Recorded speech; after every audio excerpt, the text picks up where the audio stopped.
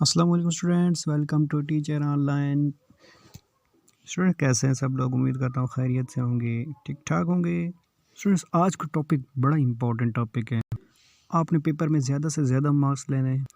आपकी तैयारी अच्छी है लेकिन बाद औक़ात ऐसा होता है कि आपके पेपर में नंबर जो है वो बहुत कम आते हैं। आप कहते हैं मैंने सब कुछ लिखा था, फिर क्या हुआ, मेरे नंबर क्यों कटे, मुझे रीचेक कराना चाहिए, वगैरह वगैरह आपके जहन में क्वेश्चन आते रहते हैं। लेकिन यहाँ मैं आपको बताऊंगा कि पेपर अटेम्प्ट कैसे किया जाता है, उसका एक कंप्लीट प्रोसीजर है।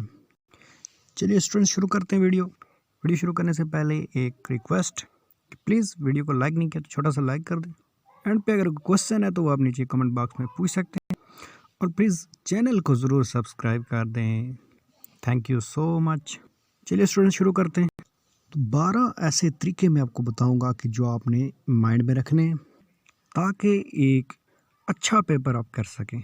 मीन्स टू से अगर आप जितने एक्सपेक्ट कर रहे हैं कि मैंने इतने नंबर का पेपर किया है तो उतने ही नंबर आपके आने चाहिए। चलते हैं, सबसे पहला तरीका क्या है। सबसे पहले आपके पास आ जाता है जी मार्जिन लाइन। यूँ ही एग्ज़ाम सेंटर में आपको क्वेश्चन पेपर प्रोवाइड किया जाता है, उससे पहले आपको एक आंसर शीट दी जाती है।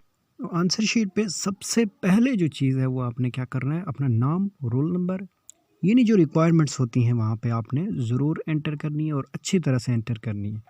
उसके बाद जो पहला काम है वो आप मार्जिन लाइंस, आपने शीट के दोनों साइड पे पेंसिल से या मार्कर से आपने लाइन लगा लेनी है दोनों साइडों पे। अगर आप मार्कर से लाइन लगा रहे हैं तो सिंगल लाइन ही काफ़ी है क्योंकि वो थोड़ी बोल्ड होती है। और अगर आप लगा रहे हैं लाइन पेंसिल से ही नहीं, बॉल पेन से, तो फिर जो है वो आपको डबल लाइन लगानी चाहिए। वो खूबसूरत नज़र आती है डबल लाइन। इससे आपका जो एक पेपर है उसका एक पॉजिटिव इम्पैक्ट पड़ता है एग्ज़ामिनर पे। तो ये नहायत इम्पोर्टेंट है, आपने मार्जिन लाइन ज़रूर ड्रा करनी है। अब चलते हैं नंबर 2 पे। क्वेश्चन लिखते हुए हमेशा क्या करें, मार्कर यूज़ करें। अब क्या मार्कर से लिखना ज़रूरी है? ज़रूरी नहीं है, लेकिन ज़रूरी इसलिए है कि आपने अगर ज़्यादा से ज़्यादा नंबर लेने तो एग्ज़ामिनर के पास आपका एक पेपर नहीं होता, एग्ज़ामिनर के पास हज़ारों पेपर होते हैं। तो उसके पास इतना टाइम नहीं होता कि वो आपके पेपर को एक एक लफ्ज़ करके चेक करेगा। कीप इन माइंड कि वो क्या करेगा, आपके जो पेपर है उसकी प्रेजेंटेशन को देखेगा। तो प्रेजेंटेशन को बनाने के लिए, अच्छा करने के लिए उसको आपको मार्कर्स इस्तेमाल करना पड़ेंगे। यानी जब आप क्वेश्चन लिख रहे हैं तो उसको ये पता चल जाना चाहिए कि ये पहला क्वेश्चन है, यहाँ से यहाँ तक हुआ है, दूसरा यहाँ से यहाँ तक है। तो क्वेश्चन जब आप मार्कर से लिखेंगे तो उसे पता चल जाएगा। चलते हैं नंबर 3 पे, वो है प्रॉपर आंसर, मुनासिब जवाब। इसमें 2 चीज़ें हैं। एक तो ये कि अपनी तरफ से अपनी कहानियाँ नहीं लिखनी प्लीज़ स्टूडेंट्स, क्योंकि कुछ स्टूडेंट्स होते हैं जी मैं 10 शीटें लिख के आया हूँ जी, इतने लिख के आया हूँ, लेकिन सारी कहानियाँ।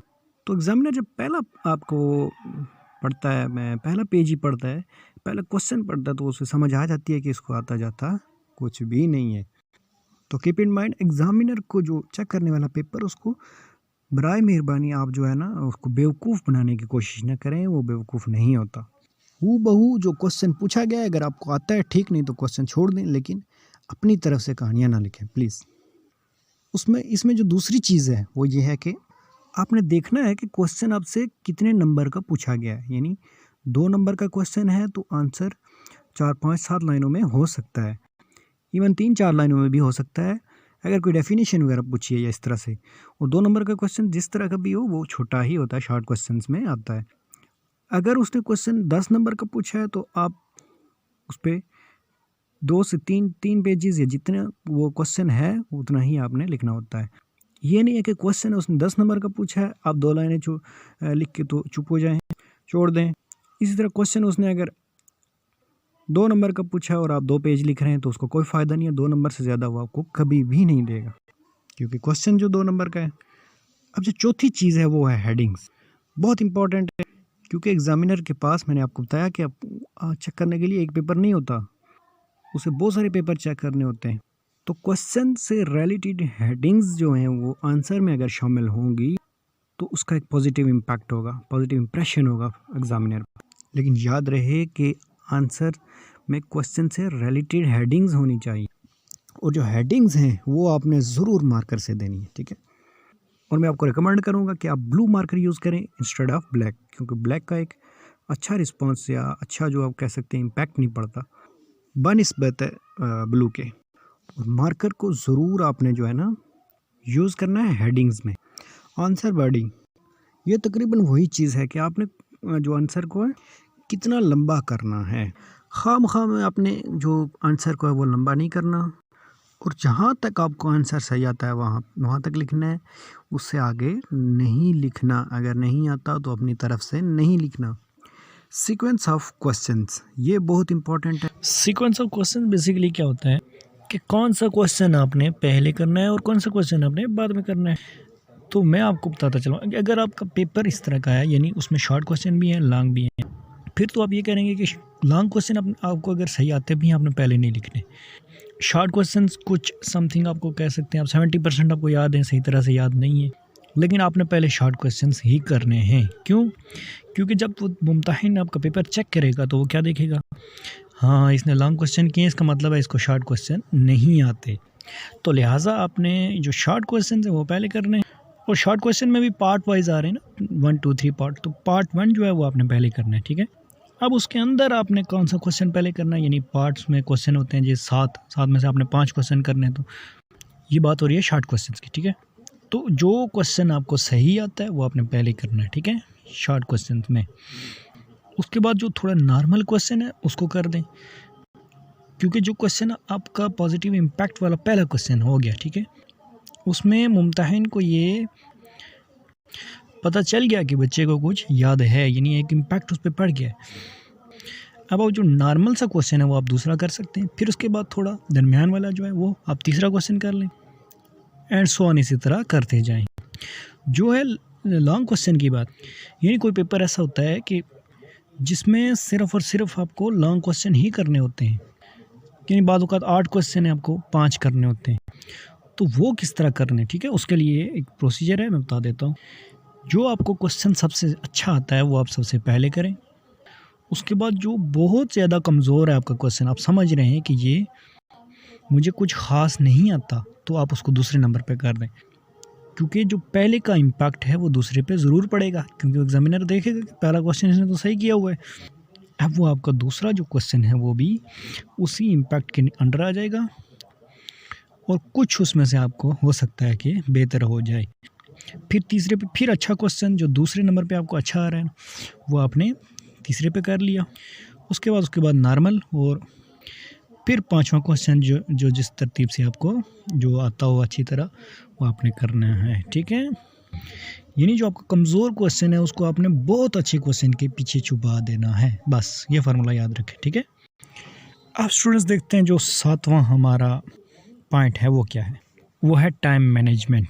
स्टूडेंट्स आपने टाइम को मद्देनज़र रखते हुए क्वेश्चन हमेशा करना होता है। जैसे आपने 5 क्वेश्चन करने और 3 घंटे का टाइम है, तो हर क्वेश्चन के लिए आप आधा घंटा रख दें, और एंड का जो आधा घंटा है आखिरी, वो आपने क्या करना है, उस पेपर को दोबारा पढ़ने में आपने सर्व करना है आधे घंटे में, और आखिरी आधे घंटे में आपने उन सारे क्वेश्चंस को दोबारा पढ़ना है। इसी तरह आप आधे घंटे से कम भी कर सकते हैं, लेकिन मैक्सिमम जो टाइम है वो आधा घंटा, और मिनिमम आप उसको 15 मिनट ज़रूर दें आखिरी, जो जिसमें आपने पेपर पढ़ना है। अब चलते हैं जो 8वां पॉइंट है वो क्या है, वो है बॉर्डर लाइन, ठीक है। बॉर्डर लाइन मीन जो आपने क्वेश्चन के एंड पे एक लाइन लगानी है, ठीक है। जो ही क्वेश्चन ख़त्म होगा नीचे आंसर शीट पे एक लाइन लगी हुई, उसी के ऊपर आपने एक लाइन लगा लेनी है मार्कर से या पेंसिल से, जिसका मतलब ये है कि ये क्वेश्चन यहाँ पे एंड हो गया है। तो इससे एग्जामिनर को समझने में आसानी होती है। फिर उससे नीचे जो लाइन है वो छोड़ देनी है, उससे नीचे वाली लाइन से आपने दोबारा दूसरा क्वेश्चन शुरू करना है, ठीक है। इसके बाद जो हमारा 9वां पॉइंट है वो है राइटिंग इम्प्रेशन। आपकी राइटिंग का बड़ा इम्प्रेशन होता है आपके पेपर पे, एग्जामिनर से बहुत इम्प्रेस होता है, ठीक है। लेकिन अगर राइटिंग आपकी ठीक नहीं है तब भी आपने परेशान नहीं होना, साफ़ सुथरा लिखना है, यानी उसमें कटिंग ना हो, ठीक है। और अगर कहीं कटिंग की भी है ना तो आपको क्या करना है, साइड्स पे ब्रैकेट लगानी है, यानी जहाँ पे गलत हो जाए ब्रैकेट लगा के उसमें एक छोटी सी लाइन जो है दरमियान में अल्फाज के सेंटर में आपने लगा लेनी है, ठीक है। यानी हॉरिजेंटली एक लाइन लगा लेनी है छोटी सी, और उसको ब्रैकेट में आपने बंद कर देना है वो हिस्सा जो आपका गलत हो गया, ठीक है। यानी वो उसका ये तसव्वुर किया जाएगा कि वो ये इस जो लिखा हुआ है इसका हिस्सा ये नहीं है, ठीक है। बहरहाल उसको ख़ुद गलती अपने वाज़े करके नहीं देनी कि ये लें जी ये हमारी गलती है, इस पे हमारे नंबर काटें, कटिंग ज़्यादा नहीं करनी, ठीक है। नंबर 10 जो पॉइंट है, अक्सर स्टूडेंट्स पता है क्या करते हैं, क्वेश्चन लिख रहे हैं चौथा और नंबरिंग उधर अपने हिसाब से दे रहे हैं, यानी मैं पहला क्वेश्चन कर रहा हूँ, मैं दूसरा कर रहा हूँ, उसके बाद तीसरा। ऐसा नहीं है, आपने क्या करना, जो पेपर पे नंबरिंग है वो आपने देनी है कि क्वेश्चन नंबर 4 है, आगे उसकी जितनी जुज़ है, जुज़ में भी होते हैं, आगे पार्ट्स में भी होते हैं क्वेश्चन, तो आपने जुज़ में देना है कि क्वेश्चन नंबर 4 की बी जुज़ का मैं आंसर लिखने लगा हूँ। तो इस तरह से आपने क्वेश्चन लिखना होता है, जो पेपर पे नंबरिंग होगी वही आपके आंसर शीट पे भी नंबरिंग होनी चाहिए, चाहे आप पहले नंबर पे वो क्वेश्चन कर रहे हैं, दूसरे पे कर रहे हैं, तीसरे पे कर रहे हैं, ठीक है, डजेंट मैटर। उसके बाद है नीटली रिटन, ठीक है, यानी साफ़ सुथरा बिल्कुल लिखा होना चाहिए। कटिंग होगी तो आप एग्ज़ामिनर को दावत देंगे कि ये लें जी हमारे नंबर लेस कर दें इसमें से। कीप इन माइंड गलत हो जाए तो मैंने जैसे कि बताया कि ब्रैकेट लगा के साइड पे उसको इनक्लोज कर देना है, ब्रैकेट में बंद कर देना और उस पर आपने पेंसिल फेर देनी है, एक सिंगल सी लाइन लगा लेनी है कि ये इसका हिस्सा नहीं है, बस। और जब आपने पेपर कर लिया तो लास्ट जो पॉइंट है वो है पेपर रीचेक। आपने पेपर को चेक करना है कि जो क्वेश्चंस मैंने करने थे वो मैंने कर लिए हैं। ऐसा ना हो कि क्वेश्चन 5 पूछे हों आप 4 करके बैठे हों, इसी तरह से किसी क्वेश्चन का आपने क्वेश्चन लिखा हो सिर्फ और आंसर ना दिया हो। बाद औक़ात होता है कि आप जो है ना क्वेश्चन का कोई हिस्सा छोड़ देते हैं कि ये जो पॉइंट है ये मैं बाद में लिख लूँगा, तो रीचेक आप ज़रूर करें, अगर वो रहता है तो फिर उसको फिल कर दें। तो इस तरह से जो हमारे 12 पॉइंट्स हैं ये हुए कंप्लीट। अगर आप इस तरह से क्वेश्चन करें तो मुझे यकीन है आप 90% मार्क्स ले सकते हैं, 90+ ले सकते हैं नंबर आप। होप सो वीडियो इन्फॉर्मेटिव थे आपके लिए, अच्छी लगी है तो लाइक ज़रूर करें, कमेंट भी करें, शेयर भी करें अपने बाकी दोस्तों से, ताकि उन्हें भी पेपर अटेम्प्ट करने का तरीका पता चले। और सबसे जो इम्पोर्टेंट चीज़ है, चैनल को सब्सक्राइब नहीं ना किया, कर दो यार। थैंक यू सो मच, अपना ख्याल रखिएगा, मिलते हैं नेक्स्ट वीडियो में, तब तक के लिए अल्लाह ने के बाद।